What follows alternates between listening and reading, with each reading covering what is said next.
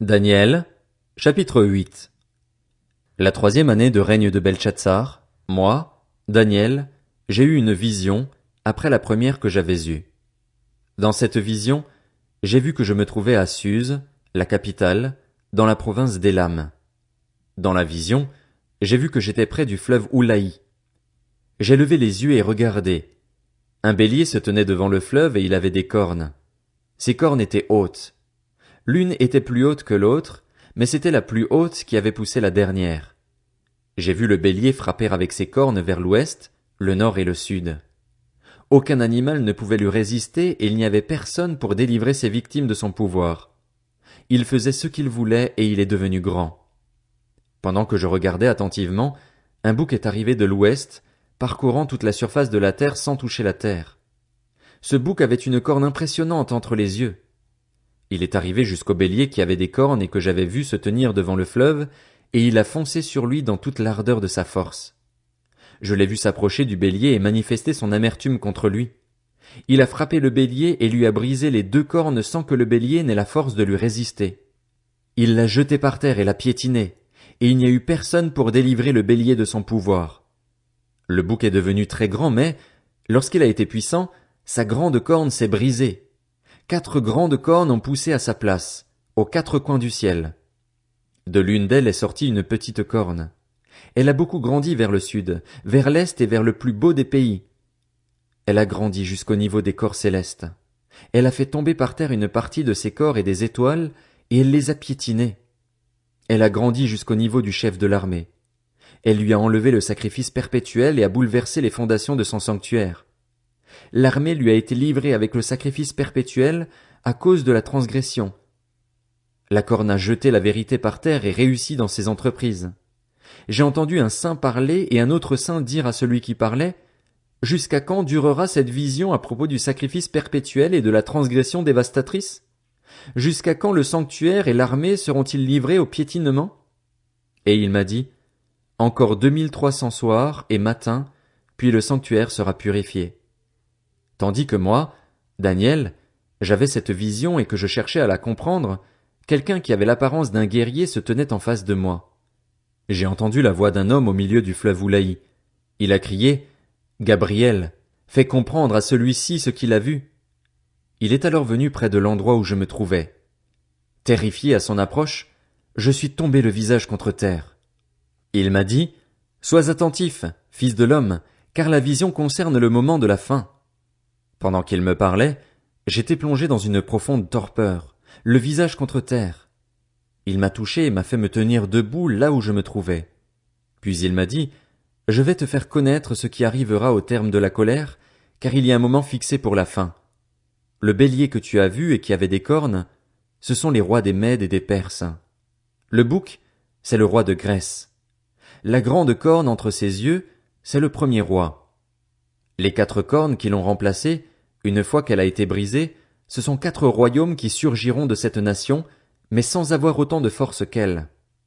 À la fin de leur règne, quand les pécheurs auront mis le comble à leur révolte, un roi au visage dur et expert en énigmes surgira. Sa puissance grandira, mais non par sa propre force. Il accomplira d'extraordinaires dévastations. Il réussira dans ses entreprises. Il détruira les puissants et le peuple des saints. Grâce à son habileté, il réussira dans ses manœuvres trompeuses, et il aura le cœur rempli d'arrogance. Il fera mourir beaucoup d'hommes qui vivaient dans la tranquillité, et il se dressera contre le prince des princes. Cependant, il sera brisé sans aucune intervention extérieure. Ce que tu as vu à propos des soirs et des matins et qui t'a été dit est vrai. Quant à toi, tiens cette vision cachée, car elle concerne une époque éloignée. Moi, Daniel, je suis resté affaibli et malade durant plusieurs jours. Puis je me suis levé pour m'occuper des affaires du roi, mais j'étais effaré à cause de la vision et je ne la comprenais pas. Daniel, chapitre 9. La première année de règne de Darius, fils d'Assuérus, de la dynastie des Mèdes, sur le royaume des Babyloniens, la première année de son règne, moi, Daniel, je me suis aperçu dans les livres que le nombre d'années indiqué par l'Éternel au prophète Jérémie pour la durée de la dévastation de Jérusalem était de 70. Je me suis tourné vers le Seigneur Dieu en le recherchant avec des prières et des supplications, en jeûnant et en me couvrant d'un sac et de cendres. J'ai prié l'Éternel, mon Dieu, et je lui ai fait cette confession. Seigneur, Dieu grand et redoutable, toi qui gardes ton alliance et qui traites avec bonté ceux qui t'aiment et qui obéissent à tes commandements. Nous avons péché, nous avons agi en hommes pervertis, nous avons été méchants et rebelles, nous nous sommes détournés de tes commandements et de tes règles. Nous n'avons pas écouté tes serviteurs, les prophètes, lorsqu'ils ont parlé en ton nom à nos rois, à nos chefs, à nos ancêtres et à tout le peuple du pays. Seigneur, tu es juste. Quant à nous, nous ne pouvons que rougir de honte, comme c'est le cas aujourd'hui pour les Judéens, les habitants de Jérusalem et tout Israël, pour ceux qui sont près et ceux qui sont loin, dans tous les pays où tu les as chassés à cause des infidélités dont ils se sont rendus coupables envers toi. Éternel, nous ne pouvons que rougir de honte, tout comme nos rois, nos chefs et nos ancêtres, parce que nous avons péché contre toi. Le Seigneur, notre Dieu, est rempli de compassion et de pardon. Pourtant, nous nous sommes révoltés contre lui. Nous n'avons pas écouté l'Éternel, notre Dieu, pour suivre ses lois alors qu'il les avait placées devant nous par ses serviteurs les prophètes. Tout Israël a transgressé ta loi et s'est détourné pour ne pas t'écouter. Alors se sont déversées sur nous les malédictions et les imprécations qui sont écrites dans la loi de Moïse, serviteur de Dieu, parce que nous avons péché contre Dieu. Il a accompli les paroles qu'il avait prononcées contre nous et contre les magistrats qui nous ont gouvernés. Il a fait venir sur nous un malheur si grand qu'il ne s'est jamais rien produit, sous tout le ciel, de pareil à ce qui s'est produit à Jérusalem. C'est en conformité avec ce qui est écrit dans la loi de Moïse que tout ce malheur nous a frappés, et nous n'avons pas imploré l'Éternel, notre Dieu. Nous ne nous sommes pas détournés de nos fautes, nous n'avons pas prêté attention à ta vérité. L'Éternel a veillé sur ce malheur et l'a fait venir sur nous parce que l'Éternel, notre Dieu, est juste dans tout ce qu'il fait, mais nous n'avons pas écouté sa voix. Et maintenant, Seigneur, notre Dieu, toi qui as fait sortir ton peuple d'Égypte par une main puissante et qui t'es ainsi fait la réputation qui est la tienne aujourd'hui, nous avons péché, nous avons agi avec méchanceté.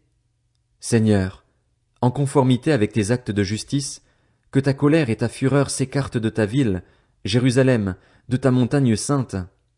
En effet, à cause de nos péchés et des fautes de nos ancêtres, Jérusalem et ton peuple sont un objet d'insulte pour tous ceux qui nous entourent. Maintenant donc, notre Dieu, écoute la prière et les supplications de ton serviteur et fais briller ton visage au-dessus de ton sanctuaire dévasté, pour l'amour du Seigneur. Mon Dieu, tends l'oreille et écoute, ouvre les yeux et regarde nos ruines, regarde la ville à laquelle ton nom est associé. En effet, ce n'est pas en nous appuyant sur nos actes de justice que nous te présentons nos supplications, mais en nous appuyant sur ta grande compassion. Seigneur, écoute. Seigneur, pardonne.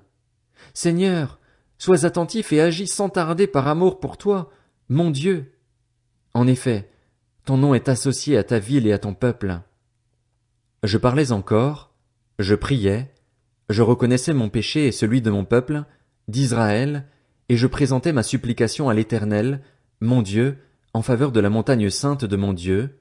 Je parlais encore dans ma prière quand l'homme, Gabriel, celui que j'avais vu dans ma précédente vision, s'est approché de moi d'un vol rapide, au moment de l'offrande du soir.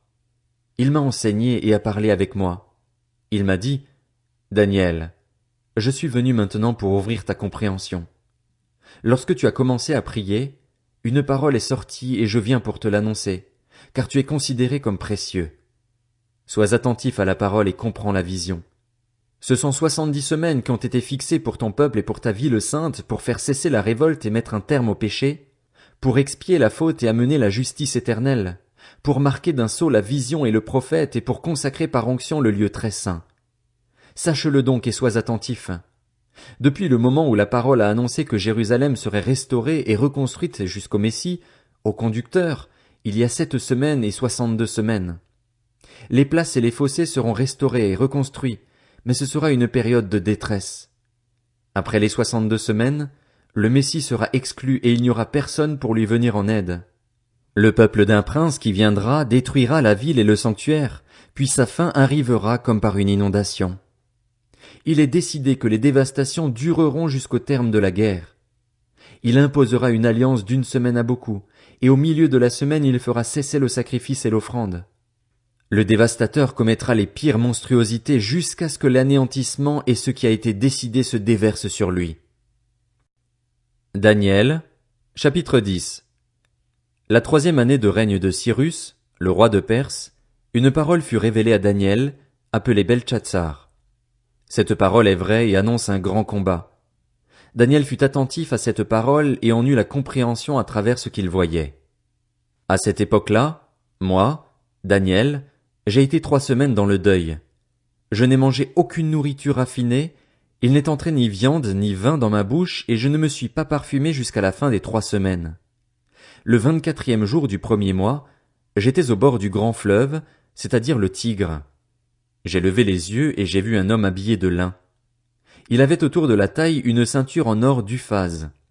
Son corps était comme de chrysolite, son visage brillait comme l'éclair, ses yeux étaient pareils à des flammes de feu, ses bras et ses pieds ressemblaient à du bronze poli et le son de sa voix était pareil au bruit d'une grande foule.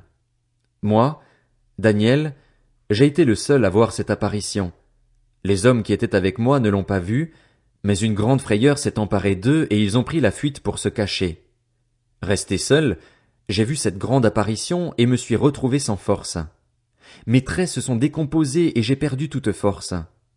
J'ai entendu le son de ces paroles et en l'entendant je suis tombé, dans une profonde torpeur, le visage contre terre. Mais une main m'a touché et m'a mis, tout tremblant, sur mes genoux et les paumes de mes mains. Puis l'homme m'a dit, Daniel, homme considéré comme précieux, sois attentif aux paroles que je vais te dire et tiens-toi debout là où tu es. En effet, j'ai été maintenant envoyé vers toi. Lorsqu'il m'a dit cela, je me suis tenu debout, tout tremblant. Il m'a dit, Daniel, n'aie pas peur, car dès le 1er jour où tu as eu à cœur de comprendre et de t'humilier devant ton Dieu, tes paroles ont été entendues, et c'est à cause d'elles que je suis venu.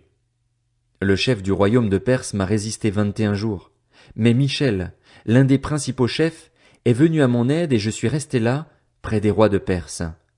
Je viens maintenant pour te faire comprendre ce qui doit arriver à ton peuple dans l'avenir, car la vision concerne encore cette époque-là. Pendant qu'il m'adressait ces paroles, je regardais par terre et restais silencieux. Quelqu'un qui avait une apparence humaine a touché mes lèvres. J'ai ouvert la bouche et me suis mis à parler. J'ai dit à celui qui se tenait en face de moi, « Mon Seigneur, j'ai été bouleversé de douleur par cette apparition et j'ai perdu toute force. Comment pourrais-je, moi ton serviteur, te parler à toi, mon Seigneur?